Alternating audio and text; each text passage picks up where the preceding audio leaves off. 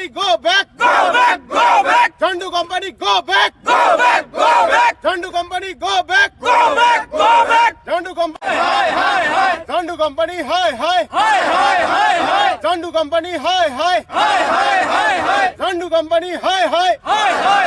লাগে বন্ধ হব লাগে বন্ধ হব লাগে অবৈধভাবে মাটি খনন বন্ধ হব লাগে বন্ধ হব লাগে বন্ধ হব লাগে। এই ঠাইখনৰ নাম মধ্যপেটলা আৰু ইয়াতে মধ্যপেটলা আৰু ভাটিপেটলা কুমাৰগঞ্জ এলেকা তামাৰ থানাৰ অধীনত।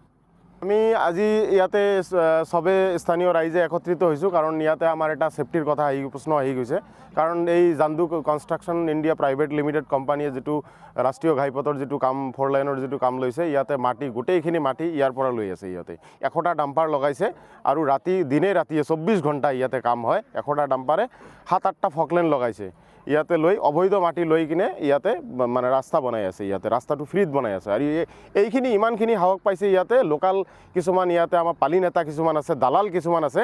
সেই দালাল কেইটাৰ চক্ৰান্তৰ কাৰণে ইহঁতে মাটি ল'ব পাৰিছে ইহঁতে, নহ'লেতো ইমানখিনি এই বহিৰাগত কোম্পানী এটা ইমানখিনি সাহস নাপায় ইহঁতে। আৰু আজি আপোনালোকে দেখা পাইছে এই মধ্যপেটলা এটা মানে গৰাখহনীয়াৰ এটা কেন্দ্ৰ বুলি ক'ব পাৰি তামাৰ থানাৰ অন্তৰ্গত। ইয়াতে বিগত 5 বছৰৰ ভিতৰত মোটামুটি আপোনাৰ 2-3 বাৰ ৰাষ্ট্ৰীয় এই মেইন যিটো ৰাস্তা আছে গাড়ী যোৱা ৰাস্তা এইটো 127B আগতেতো এতিয়া 4 লাইন হৈ আছে। এই ডিকে ৰোডটো 3 বাৰ মানে দ্বিখণ্ডিত কৰি 2টা নদী একেলগ হৈছে, গংগাধৰ আৰু গদাধৰ নদী। আৰু এই 2টা নদীৰ ডিষ্টেঞ্চ কিন্তু অনলি 500 মিটাৰ।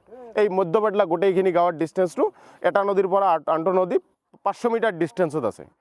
এতিয়া কথা হ'ল যে এই জাণ্ডু কোম্পানীয়ে যিটো এই 4 লাইন যিটো বনাই আছে এইটো কিন্তু ৰাস্তাটো ডাইভাৰ্ট কৰিছে যে ইয়াতে গৰাখহনীয়া অঞ্চল আৰু ইয়াতে ৰাস্তাটো মানে ইয়াতে বনাব নোৱাৰে এই ডিকে ৰোডত। ইয়াতে সেইকাৰণে 1.5 কিলোমিটাৰ ৰাস্তা ডাইভাৰ্ট কৰি লৈছে আৰু যদি লৈছে তেনেহ'লে তাৰমানে এতিয়া মাটিৰ খনন কাৰ্য হ'ব নালাগিছিল, নহ'লেতো গাঁওখিনি উঠি যাব। তেনেহ'লে কি যুক্তি আছে? ৰাস্তাটো তেনেহ'লে ইয়াতে যদি বনালেহেঁতেন তেতিয়াতো আপোনালোকে মাটিৰ টাৰ্গেটটো ইয়াত কিয় কৰিছে? তো ৰাস্তাটো ইয়াতে ডাইভাৰ্ট কৰি লৈ পেলাই ইয়াতে চক্ৰান্তভাৱে কিছুমান আমলা কেইটাক আৰু কিছুমান ধৰক দালাল কেইটাক পইচা দি কিনে ইয়াতে মাটি যে লৈ আছে ইয়াতে এইটো একদম টোটালি আমি ধিক্কাৰ দিছোঁ। আৰু গভৰ্ণমেণ্ট অফ আছামক আমি ৰিকুৱেষ্ট কৰিছোঁ যে ইয়াতে অনতিপলমে মানে ইয়াতে যাতে মাটি ল'বলৈ জাণ্ডু কোম্পানীয়ে নোৱাৰে, এটা বহিৰাগত জাণ্ডু কোম্পানীয়ে নোৱাৰে। মানে ইয়াত মাটি ল'লে বহুত ক্ষতি হ'ব নেকি?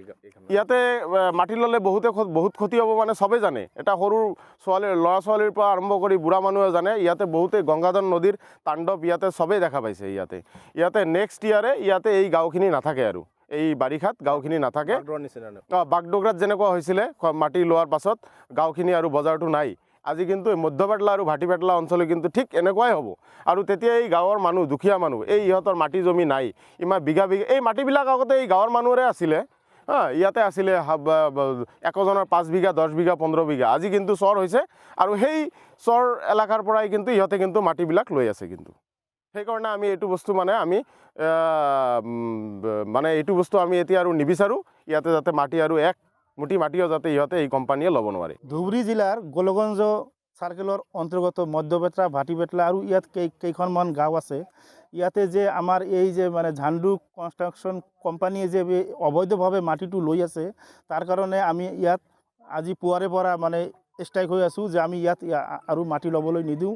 কাৰণ ইয়াৰ আগতো আমি 2 এবাৰ মানে ৱাৰ্ণিং দিছিলোঁ যে ইয়াৰ পৰা মাটি ল'লে আমাৰ গাঁওবিলাক সুৰক্ষিত নাথাকিব। মানে এই গাঁওবিলাক কিন্তু আগত সেইফালে আছিল, কিন্তু এই মানে গৰাখহনীয়াৰ বাবে এই গাঁওবিলাক কিন্তু এতিয়া এইফালে আহি গৈছে। আৰু এই জাণ্ডু কোম্পানীয়ে ইমান দকৈ যে মানে মাটি লৈ আছে হোৱাৰ পিছত কিন্তু আমি বহাগৰ পৰা কিন্তু এই গোটেই 3-4খন গাঁও কিন্তু আমি আকৌ কিন্তু গৃহহীন হৈ যাম।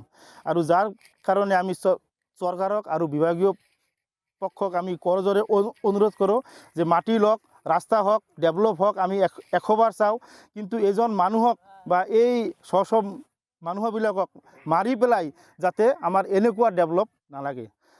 সিহঁতৰ ডেভেলপ আছে, ডেভেলপিং ফাণ্ড আছে, সিহঁতৰ মাটি মেনেজ কৰাৰ কেপাচিটি আছে, কিন্তু এজনক মানে ৰাস্তাত বহাই এই মাটি লৈ গৃহহীন কৰি এই মাটি আমি কেতিয়াও ল'বলৈ নিদিওঁ। চৰকাৰলৈ কি আহ্বান জনাব? চৰকাৰলৈ আমাৰ কৰজোৰে অনুৰোধ, আমাক আগত ছেফটি লাগে, আমাক আগত বল্ডাৰ দি বান্ধ দি দিয়ক, আমাৰ ছেফটি হৈ যাওক, তাৰপিছত যদি মাটি ল'ব লাগে লওক। এই অবৈধ খননৰ কাৰণে আজিৰ এই প্ৰতিবাদ। এই অবৈধ খননৰ কাৰণেই আজি এই মেইন প্ৰতিবাদটো সেইকাৰণে আৰু তাৰমানে আমাৰ ইয়াত এই যিটো ৰাস্তাৰ কাম চলি আছে এই ৰাস্তাৰ কামৰ নদী যিটো আছে আমাৰ গংগাধৰ বুলি কয় এইটো এই নদীৰ পৰা মাটি মানে অবৈধভাৱে ইহঁতে কাটি আছে মানে দিনে ৰাতি কাটি আছে এইটো ঝাণ্ডু কনষ্ট্ৰাকশ্যন কোম্পানী আৰু আমাৰ ইয়াত যি পৰিস্থিতি প্ৰতি বছৰে গৰাখহনীয়া হৈয়ে থাকে আজি এটা বছৰ হ'ল মানে গৰাখহনীয়াটো অলপ কমিছে আৰু এই যিখিনি চৰ পৰিছে চৰ এলেকা জেগাখিনিত এইগিলাতো আমাৰ মানুহৰে আছিল ন এই মানুহবিলাকৰ এতিয়া ঘৰ বাৰী চব ভাঙি চিৰি নদীৰ কিনাৰত আছে এই কিনাৰৰ পৰা এতিয়া যি হাৰে মাটি কাটা ষ্টাৰ্ট কৰিছে ইহঁতে আৰু এই ঘৰ বাৰীবিলাক নাথাকে আৰু এই আমাৰ ইয়াত এই বাৰিষাৰ দিনততো আমাৰ পূৰা প্ৰব্লেম হয় আমি ঘৰ বাৰী এৰি ৰাস্তাত থাকিব লগা হয় যি ডাঙৰ নদী এইটো ব্ৰহ্মপুত্ৰৰ নিচিনা নদী এইটো এই নদীখিনিৰ পৰা যেনেকৈ ইহঁতে বালি কাটি আছে দিনে ৰাতি আমাৰ ইয়াততো 1 বছৰ 2 বছৰ পিছতে আৰু এইখন গাঁও নাথাকে আৰু আৰু কাটি আছে এইটো আমাৰ এই যে হাইৱে হৈ আছে NH মধ্যপাটলা মধ্যপাটলাত মাটি কাটি আছে তাৰমানে জাগাখনৰ নাম মধ্যপাটলা আৰু হাইৱেটো হৈ আছে আমাৰ 127B এইটোত মানে যি অবৈধভাৱে ইহঁতে কাম কৰি আছে এইটো আমি মানি নলওঁ কেতিয়াও আমাৰ দুখীয়া মানুহ চবেই ইয়াতে এটা মানুহৰ বাৰীতে এটা ঘৰো ভালদৰে নাই এই বাৰে যদি এনেকুৱা কৰি ইহঁতে কাম কৰি থাকে ৰাস্তাৰ কাম অবৈধভাৱে কৰি আছে পাহাৰ কাটি আছে নদী কাটি আছে আমিতো এইবিলাক ইমান মানে কি নিবিচাৰোঁ আৰু আমাৰ ইয়াত যিবিলাক পালি নেতা আছে কিছুমান সেইবিলাকৰ মানে চক্ৰান্তত এই বস্তুবিলাক হৈ আছে যিকোনো খবৰৰ বাবে যোগাযোগ কৰক 7099017330 লগতে 7099017110 নম্বৰত